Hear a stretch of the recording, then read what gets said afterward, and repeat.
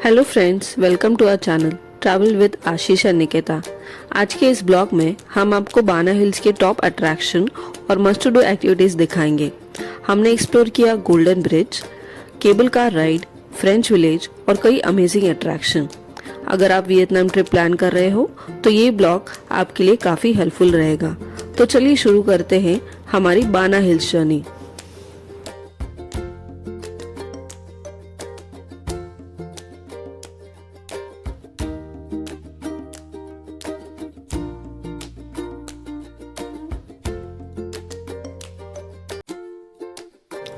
अगर आपने हमारा होयान ब्लॉग नहीं देखा है तो उसे जरूर देखना। होयान में 3 अमेजिंग डेज स्पेंड करने के बाद हम अब निकल पड़े हैं बाना हिल्स की तरफ। हमने बाना हिल्स जाने के लिए होयान से ग्रैब टैक्सी बुक की थी, जो वियतनाम में ट्रैवल करने के लिए एक इजी और कन्वीनियंट ऑप्शन है।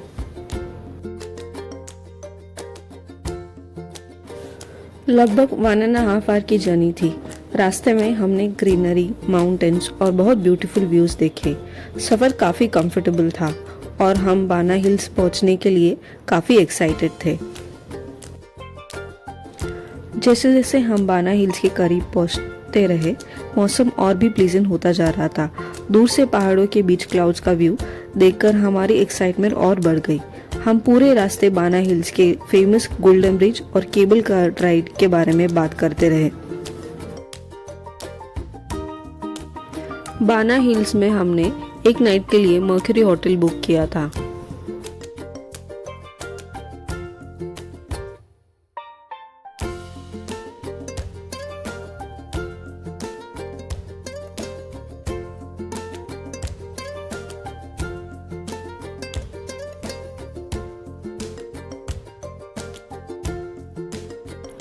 और ये रहा होटल का चेक इन पॉइंट, जहां हमने अपनी चेक इन फॉर्मेलिटीज कंप्लीट की।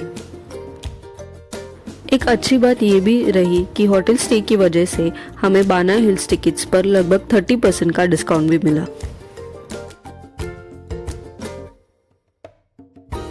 फॉर्मेलिटीज कंप्लीट करने के बाद हम होटल गेस्ट के लिए स्पेशली डिजाइन केबल कार में बैठकर बाना हिल्स की तरफ निकल पड़े। बाना हिल्स की ये केबल कार सिर्फ एक ट्रांसपोर्टेशन का मीडियम नहीं, बल्कि यह का सबसे आइकॉनिक एक्सपीरियंस है। इस केबल कार सिस्टम को सन ग्रुप ने डेवलप किया था और इसका पहला रूट 2009 में पब्लिक के लिए ओपन हुआ। इसे बनाने में लगभग 1 साल का समय लगा और इस प्रोजेक्ट ने बाना हिल्स को वियतनाम के टॉप टूरिस्ट डेस्टिनेशन में बदलने में बहुत बड़ा रोल प्ले किया। बाना हिल्स लगभग 1500 मीटर की हाइट पर है और केबल कार की वजह से माउंटेन्स तक पहुंचना बहुत ही इजी और कंफर्टेबल हो गया है। कारली जैसे ही राइड्स स्टार्ट हुई, नीचे घने जंगल, माउंटेन्स और ब्यूटीफुल वाटरफॉल्स के व्यूज देखने लगे। जैसे जैसे हम ऊपर जा रहे थे, क्लाउड्स भी हमारे काफ़ी करीब आ गए और पूरा व्यू किसी मूवी सीन जैसा लग रहा था। ये केबल कार सिस्टम अपनी इंजीनियरिंग के लिए काफ़ी फेमस है और दुनिया के लॉन्गेस्ट केबल कार रूट्स में से एक माना जाता है।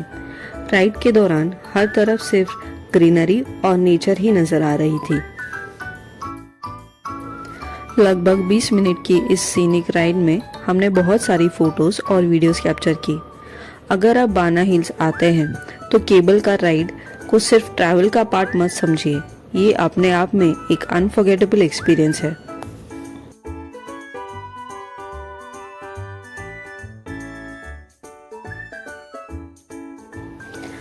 सच कहूँ तो राइड स्टार्ट होने से पहले हम थोड़ा नर्वस थे, क्योंकि केबल कार काफ़ी हाइट पर जाती है और पहली बार इतनी लंबी माउंटेन केबल कार राइड कर रहे थे। लेकिन जैसे ही केबल कार चलनी शुरू हुई, हमारा डर एक्साइटेड में बदल गया।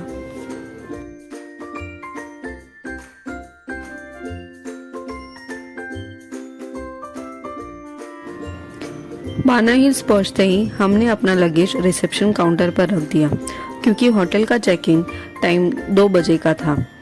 हम सुबह ही यहाँ आ गए थे ताकि आफ्टरनून की हीट से बच सके और ज़्यादा से ज़्यादा अट्रैक्शन कंफर्टेबली एक्सप्लोर कर सके।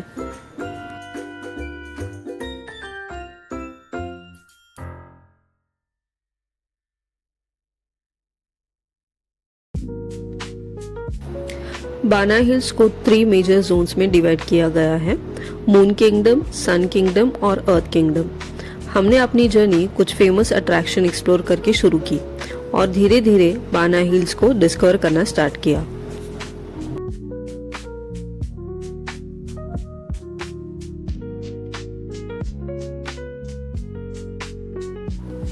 हमारा पहला एडवेंचर था अल्पाइन कोस्टर राइड। बाना हिल्स में 3 अल्पाइन कोस्टर राइड्स है और ये यहाँ की सबसे पॉपुलर एक्टिविटीज में से एक है।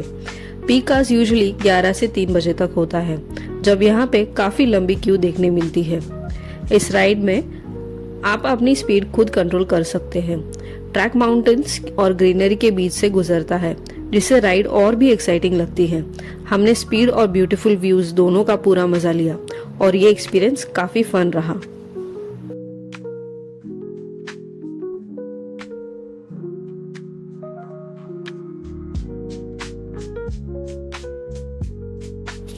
इसके बाद हम फैंटेसी पार्क गए, जो गेम्स और फन एक्टिविटीज से भरा हुआ है।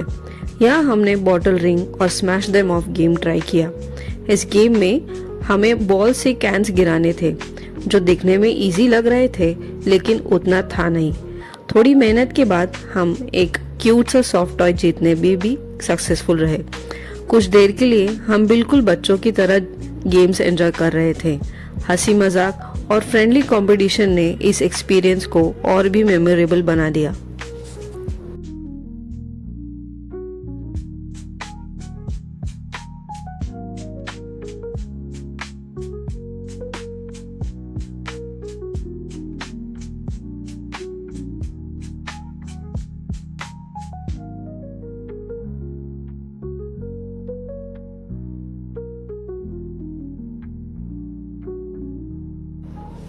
फैंटेसी पार्क में फन एक्टिविटीज एंजॉय करने के बाद हम केबल कार से गोल्डन ब्रिज की तरफ निकल पड़े। ये केबल कार राइड भी काफी सीनिक थी। जैसे जैसे हम आगे बढ़ते रहे थे, हमें माउंटेन्स, लश ग्रीन फॉरेस्ट और क्लाउड्स के ब्यूटीफुल व्यूज देखने को मिल रहे थे। ठंडी हवा और चारों तरफ फैली ग्रीनरी ने पूरे एक्सपीरियंस को और भी स्पेशल बना दिया। गोल्डन ब्रिज के करीब पहुंचते ही व्यूज और भी अमेजिंग हो गए। दूर से ब्रिज के जायंट स्टोन हैंड्स नजर आने लगे, जो ऐसा लग रहा था जैसे पहाड़ों के बीच से ब्रिज को सपोर्ट कर रहा है। हमारी एक्साइटमेंट बढ़ती जा रही थी क्योंकि ये बाना हिल्स का सबसे आइकॉनिक अट्रैक्शन है।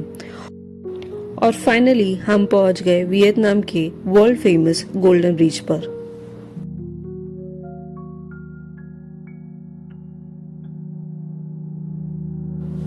इसके बाद हमारा होटल का चेक इन टाइम हो गया था, तो हम मर्क्यूर होटल में चेक इन करने चले गए। हमने डीलक्स रूम बुक किया था। होटल का आर्किटेक्चर बहुत ही यूनिक था और पूरा area European French style village की थीम पर डिजाइन किया गया है। स्टोन बिल्डिंग्स, एलिगेंट कॉरिडोर्स और क्लासिक आर्किटेक्चर देखकर ऐसा लग रहा था जैसे हम यूरोप के किसी छोटे से टाउन में आ गए हैं। होटल की एक इंटरेस्टिंग बात यह है कि यहाँ के रूम्स और सेक्शंस फेमस हिस्टोरिकल पर्सनालिटीज और कैरेक्टर्स के नाम पर थीम्ड है, जो इस जगह को और भी यूनिक बनाती है।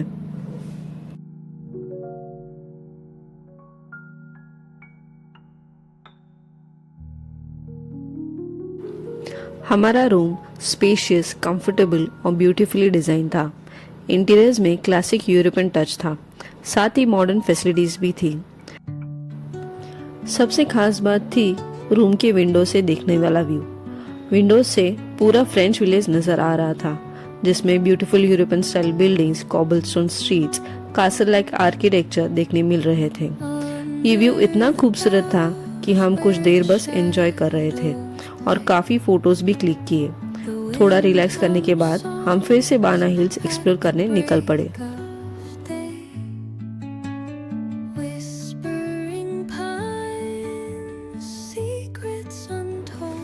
हमारा पहला अट्रैक्शन था चर्च, जो हमारे होटल के बिल्कुल सामने था। चर्च की आर्किटेक्चर बहुत ही खूबसूरत थी और उसका European style design French village के एटमॉस्फेयर को और भी स्पेशल बना रहा था। यहाँ काफ़ी टूरिस्ट आए हुए थे। कुछ लोग प्रेयर कर रहे थे, जबकि बहुत से विजिटर्स चर्च के सामने फोटोज और वीडियोस कैप्चर कर रहे थे। हमने भी यहाँ पे कुछ वक्त बिताया, चर्च की ब्यूटी को एंजॉय किया और यादगार पिक्चर्स क्लिक की।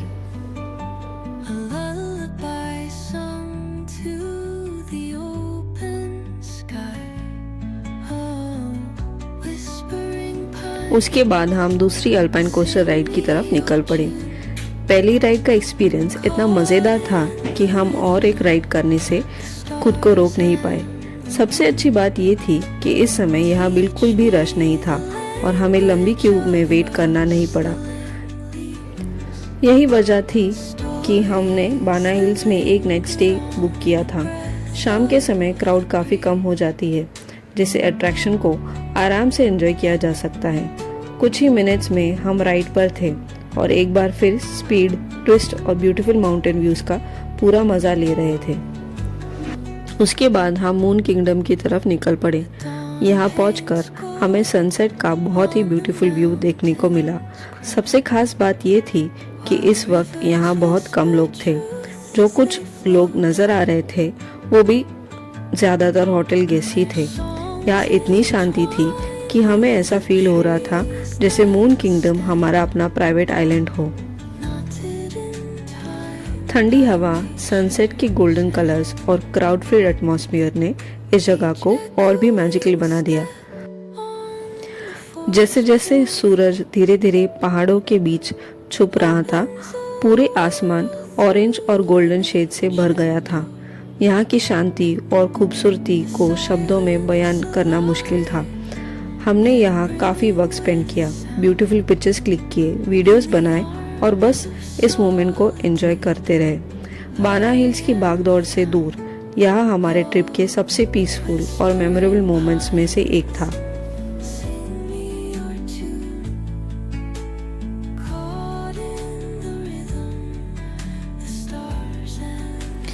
जैसे ही लाइट्स ऑन हुई, ब्यूटीफुल बिल्डिंग्स और European style architecture golden light से जगमगा उठा।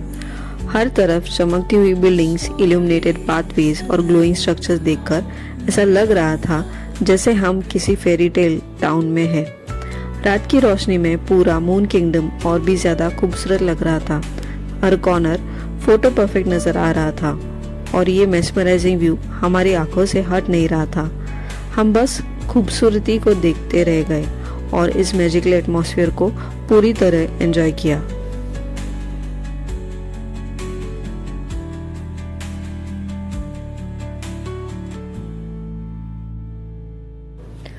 अगर आप बाना हिल्स का 1 डे टूर प्लान कर रहे हैं तो केबल कार टाइमिंग्स का ध्यान ज़रूर रखें। दानांग के लिए केबल कार सर्विस रात को 10 बजे तक ही चलती है, इसलिए अपना शेड्यूल ऐसा प्लान करें कि आप अट्रैक्शंस, लाइव शोज और इवनिंग व्यूज एंजॉय करने के बाद आराम से दानांग वापस जा सके।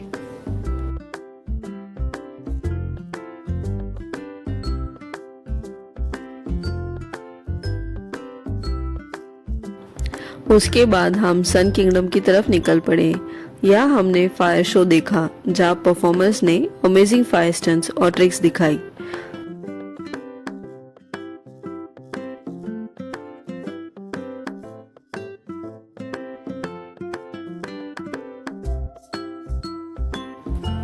शो एंजॉय करने के बाद हमें काफ़ी भूख लगी थी, इसलिए हम एक ऑथेंटिक चाइनीज़ रेस्टोरेंट में डिनर करने के लिए गए। मौसम काफ़ी ठंडा था, तो खाने के साथ हमने गर्मा गर्म हॉट चॉकलेट भी एंजॉय की, जो इस वेदर में परफेक्ट लग रही थी।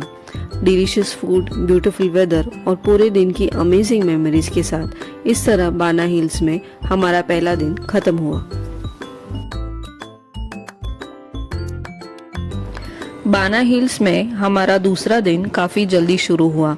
हम सुबह लगभग 5 बजे उठ गए थे, क्योंकि हमें 6 बजे वाली पहली केबल कार पकड़नी थी और गोल्डन ब्रिज को क्राउड से पहले देखना था। सुबह सुबह मौसम काफ़ी ठंडा था और चारों तरफ हल्की फॉग छाई हुई थी। पूरा बाना हिल्स एक अलग ही रूप में नज़र आ रहा था। इस वक्त यहाँ सिर्फ होटल गेस्ट ही होते हैं। क्योंकि डे विजिटर्स आमतौर पर 8 बजे के बाद आना शुरू करते हैं। फॉग के बीच केबल कार राइड और मैजिकल दिख रही थी। जैसे ही हम लोग गोल्डन ब्रिज के पास पहुंचे, वहां का पीसफुल एटमॉस्फेयर देखकर हम खुश हो गए। ना ज़्यादा क्राउड था और ना ही फ़ोटो लेने के लिए वेट करना पड़ रहा था। सुबह की ठंडी हवा, क्लाउड्स और फॉग के बीच गोल्डन ब्रिज को देखना सच में एक अनफॉरगेटेबल एक्सपीरियंस था। और बाना हिल्स में स्टे करने के बाद सबसे बड़ा बेनिफिट हमें इसी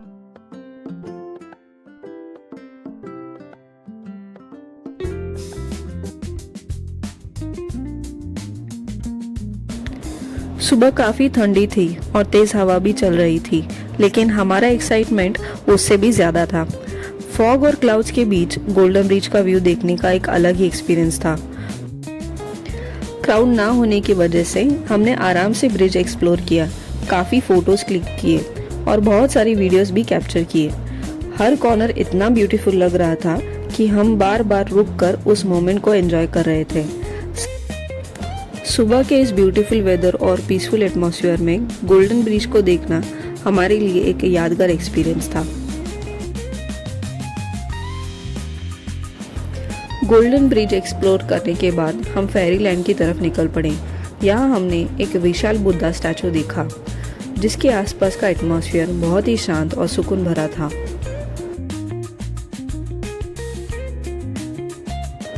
इसके बाद हम केबल कार से वापस मून किंगडम की तरफ निकल पड़े।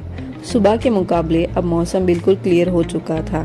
फॉग हट चुकी थी और माउंटेन्स, फॉरेस्ट और बाना हिल्स के ब्यूटीफुल व्यूज साफ नजर आ रहे थे। केबल कार राइड के दौरान चारों तरफ का नज़ारा देखने लायक था और हम बस इस सीनिक ब्यूटी को एंजॉय करते हुए मून किंगडम की तरफ बढ़ते रहे।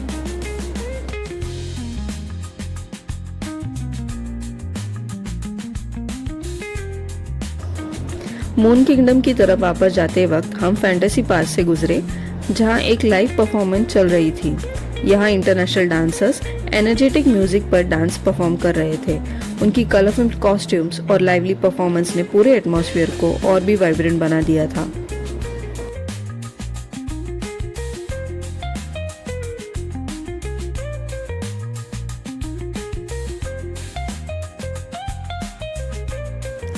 मून किंगडम की तरफ जाने के लिए हमने छोटी ट्रेन राइड चूज की। ये ट्रेन स्पेशली विजिटर्स को मून किंगडम तक ले जाने के लिए बनाई गई है। जैसे ही ट्रेन चलनी शुरू हुई, हम धीरे धीरे बाना हिल्स के ब्यूटीफुल लैंडस्केप के बीच गुजरने लगे। रास्ते में हमने colourful gardens, European style buildings और पहाड़ों के खूबसूरत व्यूज देखने को मिले।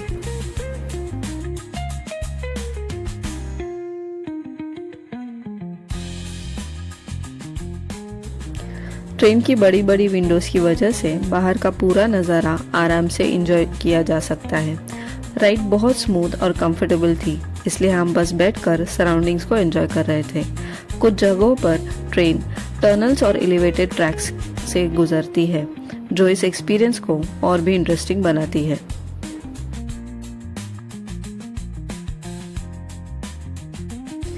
ये राइड ज़्यादा लंबी नहीं थी, लेकिन मून किंगडम तक पहुंचने का सफ़र खुद एक अट्रैक्शन जैसा लग रहा था।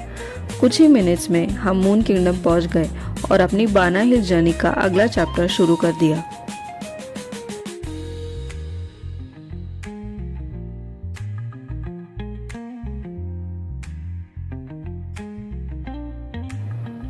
मून किंगडम में हमने सबसे पहले 3D मूवी देखी। स्पेशल इफेक्ट्स और अमेजिंग विजुअल की वजह से मूवी का एक्सपीरियंस काफ़ी इंटरेस्टिंग था। इसके बाद हम 4D मूवी अट्रैक्शन की तरफ गए। तब तक काफ़ी टूरिस्ट आ चुके थे, इसलिए यहाँ लंबी क्यू लगी हुई थी। बाहर वेटिंग टाइम डिस्प्ले पर नेक्स्ट शो का टाइमिंग दिख रहा था और थोड़ी देर इंतज़ार करने के बाद हम थिएटर के अंदर पहुँच गए। हमारा होटल चेकआउट टाइम हो चुका था। चेकआउट फॉर्मेलिटीज़ कंप्लीट करने के बाद हम अपना लगेज लेकर केबल कार स्टेशन की तरफ बढ़ गए।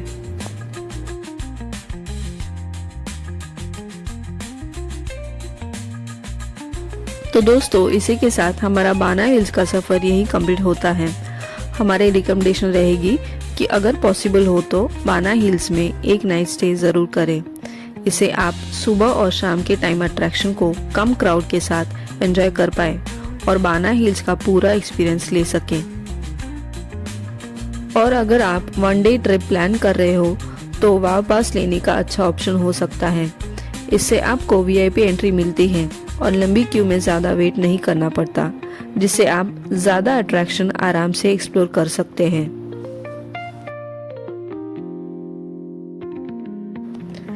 अगर आपको हमारा ब्लॉग पसंद आया हो तो वीडियो को लाइक, शेयर और चैनल को सब्सक्राइब करना मत भूलिए। और अगर बाना हिल्स या वियतनाम ट्रिप से रिलेटेड आपको कोई भी क्वेश्चन या क्वेरीज है तो हमें कमेंट्स में ज़रूर बताएं। हम आपके सवालों का जवाब देने के लिए खुश होंगे। और इसी के साथ हमारा बाना हिल्स का सफ़र यही ख़त्म होता है। अब हम निकल रहे हैं दानांग सिटी की तरफ। हमारा अगला ब्लॉग देखना मत भूलिए, जहां हम दानांग के अमेजिंग अट्रैक्शन एक्सप्लोर करेंगे। Thank you for watching.